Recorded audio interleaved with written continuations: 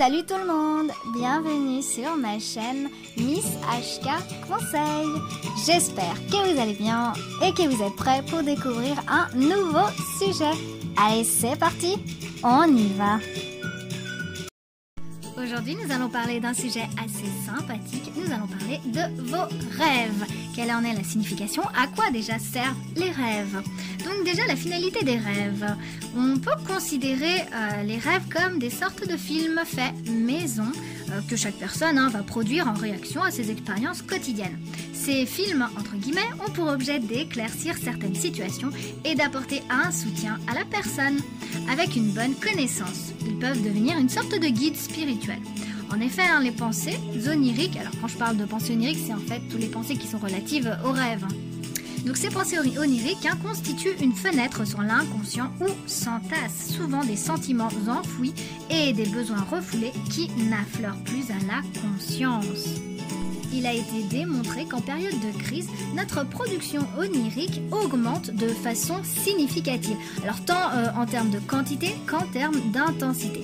Mais alors faut-il considérer cet excédent comme positif? La réponse est oui, dès que l'on s'efforce de se souvenir et d'interpréter les rêves que l'on a vécus.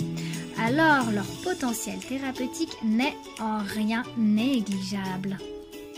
La plupart des rêves que nous faisons sont plaisants, mais il existe également des rêves déplaisants et c'est ce qu'on appelle les cauchemars. Alors bien que cela soit dur à accepter, les cauchemars sont de précieux signaux pour détecter les aspects de notre vie qui ne sont pas en harmonie avec notre moi le plus profond et par conséquent exigent une intervention urgente de notre part. Les cauchemars prouvent que la découverte de soi n'est pas toujours agréable. Il est parfois nécessaire d'éprouver de la douleur pour percevoir ce que l'on est réellement et ce que l'on désire. D'un autre côté, les rêves permettent de laisser libre cours à la créativité car pendant notre sommeil, nous nous voyons libérés des préoccupations quotidiennes. C'est pourquoi, même si vous ne vous voyez pas comme une personne créative, vous devez considérer que toutes les scènes, tous les symboles, tous les personnages figurant dans vos pensées oniriques ont été créés uniquement et exclusivement par vous-même. On entend souvent des personnes dire qu'elles ne rêvent pas ou qu'elles ne se souviennent pas de leurs rêves. Alors il faut savoir que ce n'est pas parce qu'on ne se souvient pas de ses rêves qu'on ne rêve pas. Tout le monde rêve, c'est un fait avéré, tout le monde rêve. Maintenant on va voir comment justement on peut se souvenir de ses rêves. Il existe effectivement des techniques qui, lorsqu'elles sont appliquées de façon appropriée, vous aideront à vous rappeler de vos rêves de manière surprenante. Mais alors pourquoi est-ce qu'on ne se souvient pas de ses rêves? Alors, selon les hypothèses de Sigmund Freud, puisque c'est le premier à avoir parlé de rêves, à avoir fait un travail justement sur les rêves, il y a en nous-mêmes un censeur interne qui essaye d'éviter que notre activité onirique se convertisse en matériel conscient. En d'autres termes, selon Freud, il disait qu'en nous-mêmes, en fait, on a une sorte de sens, quelque chose qui censure justement les rêves pour éviter que justement ces rêves-là se matérialisent à notre conscience, pour qu'ils restent justement dans notre inconscient. Alors justement, il y a un moyen de déjouer ce censeur à l'aide de quelques petits trucs. On va voir un des moyens les plus drastiques justement qui va consister à se réveiller brusquement quand la phase la plus profonde du rêve, donc ce qu'on appelle la phase REM, est sur le point de se terminer, de sorte que nous puissions écrire rapidement sur un cahier ce qui a été projeté sur le théâtre de notre esprit. Je vais revenir sur des termes. Déjà, je parle de cahier. En fait, vous pouvez garder à côté de votre lit un cahier que vous pouvez appeler un cahier des rêves. Voilà, ce cahier en fait ça permettra à votre esprit, c'est pour noter en fait tout ce que votre esprit aura pu retenir. Alors même si vos rêves vous paraissent absurdes, insignifiants, ou même si vous ne réussissez qu'à vous souvenir de brefs fragments, c'est pas grave, c'est pas le moment de faire des évaluations ni des interprétations ici. C'est juste pour simplement vous permettre de fouiller tout ce qui vous passera par la tête, mais d'une manière beaucoup plus minutieuse. J'ai également utilisé le terme de phase REM. Alors, phase REM, c'est un sigle en fait. En anglais, je mettrai tout ça en barre d'infos.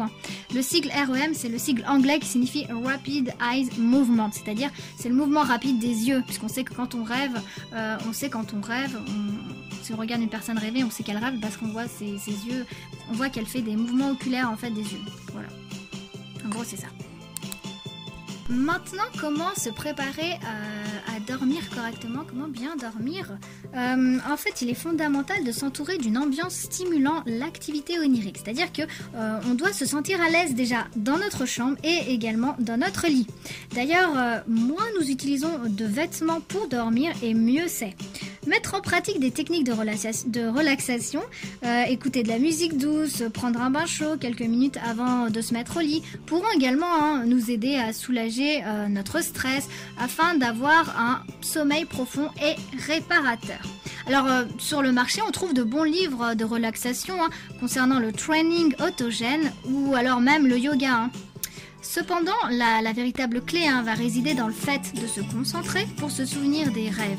En vous couchant, revoyez les événements de la journée qui vous ont le plus marqué.